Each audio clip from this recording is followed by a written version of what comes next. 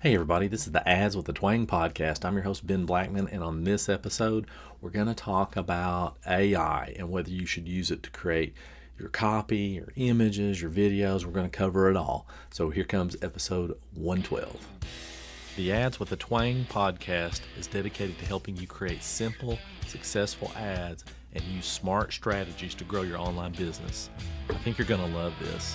Let's get started.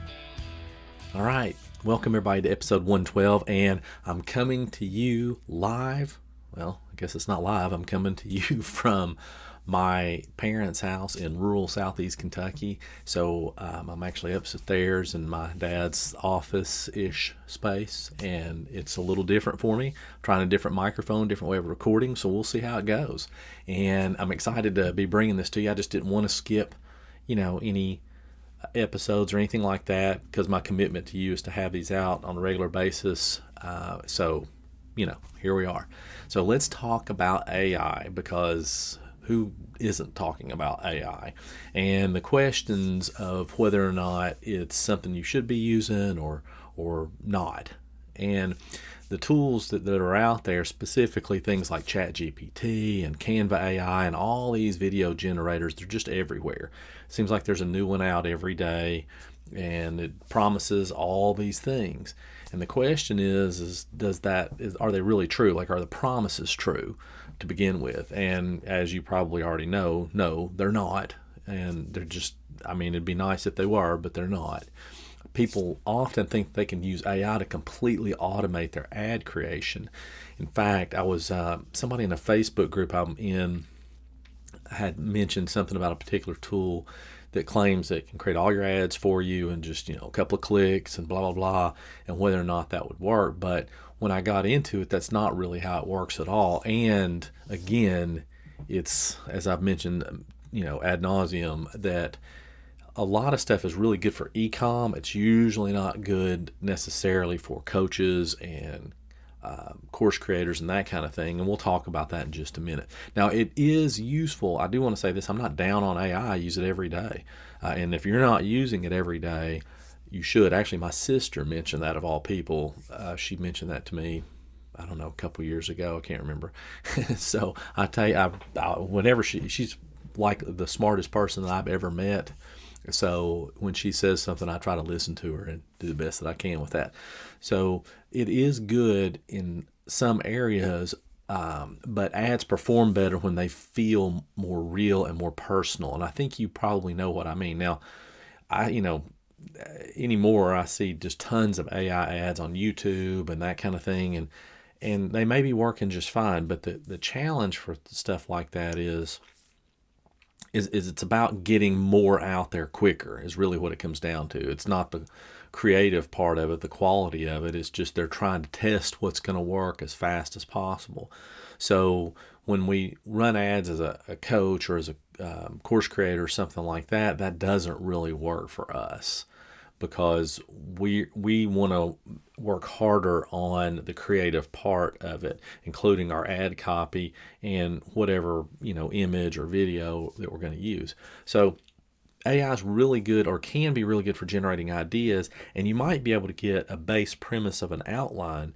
Although I will say that a lot of the outlines need heavy tweaking, so I encourage you to do your own outline. But nevertheless, generating ideas and stuff, it's really good for, but it doesn't understand emotions and storytelling and your brand voice. It's not going to understand that. Yes, you can upload all your information. Like I've uploaded a whole bunch of podcasts so it can kind of get my voice. And sometimes it does. Sometimes it gets pretty close. But I remember the funny thing was, for my some of the YouTube videos that I do, it was, and it's marketing with a twang, right? So the funny thing about that is it was putting stuff in the description that I would never say, like really country kind of sayings, about grits and, horses and stuff. Just funny sayings that I would never really say. And actually I left some of it in there just because I thought it was funny. But it's not going to understand that to that detail for the most part. So the best approach is to use things like ChatGPT for inspiration, but heavily edit and, make the copy feel more natural and personal, really is what it comes down to. And tell your story. A lot of times story-based ads are really good. Now, real quick, I just want to remind you that if you're not subscribed to the podcast, please do that. Please leave me a review. If you like this kind of stuff, if it's going to be a bad review, I'd rather you message me and just tell me all the bad things about it. And I would really, really love it if you subscribed to my channel on YouTube. It's Marketing with a Twang. So I'll see you over there. All right. Next, AI for ad images. So AI generated images, they often look really cool, but I mean, they kind of feel generic and inauthentic.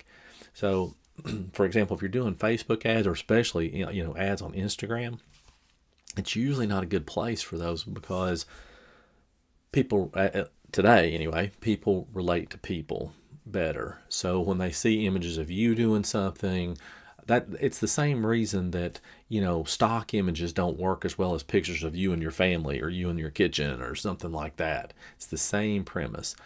They look really cool and everything, and you can certainly test them, and you're likely to get a higher click-through rate, which is great, but that's not necessarily the goal. You may be getting a lot of erroneous clicks. It's like putting an image out there of a puppy.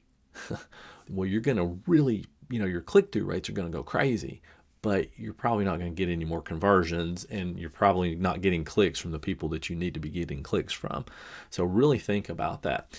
And I just don't like that whole stock style premise there. So, best approach is to use personal photos, maybe one with a client or something like that, or some other custom brand visuals instead of AI generated graphics. So let's just kind of slide right into AI generated video ads. It's kind of the same thing as the images. So it's really good. AI is good at editing, adding things like subtitles and stuff like that, or if you're like, I use Descript sometimes to do YouTube shorts or reels sometimes, and it's really good for that. So it'll look through the videos and clip out some stuff that might be usable, not always usable, but some of it is. So it's really cool for that. But using like AI generated avatars or voices or something like that, they just don't convert as well. And the way that I see it is this: some people, and me included, may not recognize immediately that it's an AI voice, but the longer that the script is, the sooner we're going to recognize it. And subconsciously, I think we do recognize it. I think that comes up a lot more. So you might think that it sounds real, but subconsciously, as it goes and the more it talks to you, you don't. So you don't connect to it, and that's just the way it's going to be. You're not going to connect to that kind of robotic voice. So best approach is be in your own videos, put yourself out there. It's really okay, even if you think that you're not good on video. Like, I don't think that I am, right? I'm not trying to bash myself or anything like that. It's just not, I just haven't ever felt like that was a really good place for me. That's totally okay. But it's better to have you on there and to be real and authentic than anything else. Now, I will say this. Let me just break this down. Some differences real quick between YouTube, excuse me, and say Facebook and Instagram. On YouTube, you can get away with a little more along those lines of more AI stuff. But on Facebook and Instagram, you really need to be more real, if that makes any sense. And it's funny, I was just talking to somebody about that. Well, a client had actually sent me a video and asked me if I liked it, if I thought it was any good. And I was like, yeah. I said, it looks great, but it's heavily edited. And showing that style, it showed all these before and after pictures and all these cutaways and jump cuts and all these other things.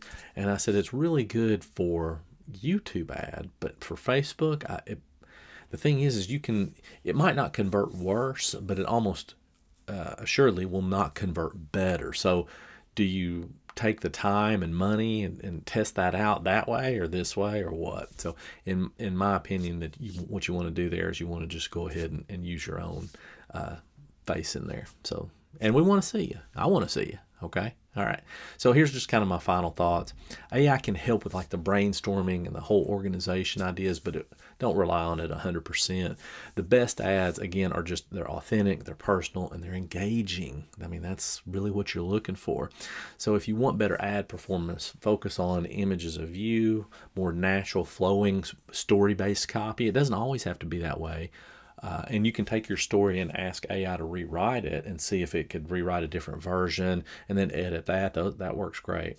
And also just you get better ad performance with video content that is more authentically you. Okay. So I think I've gone over that enough. I think I kind of beat that into your head this time. So that's really all I have on this episode. Now, I just did want to mention this one more time. Is if you're trying to create the perfect lead magnet, stop. Okay, get my lead magnet mastery course for just $27. And I just want to tell you this because I haven't said this on any other episode. I'm actually creating a massively upgraded course, and I mean, I love it. Like I love it, and it is so much better. So if you buy this one, you're not going to miss out. I'm going to go ahead and upgrade everybody who already has this one now. So I'd go ahead and get it. I think I'm going to sell the other one for more, but whatever works for you. There's no pressure there. I'm just mentioning. So $27. There you go. And that's it. I will, you can get that link in the description. You better go to the description if you want to get the link. If you're listening to this on a podcast, just jump over to my YouTube channel, Marketing with a Twang, and this video, and you'll see it. Okay.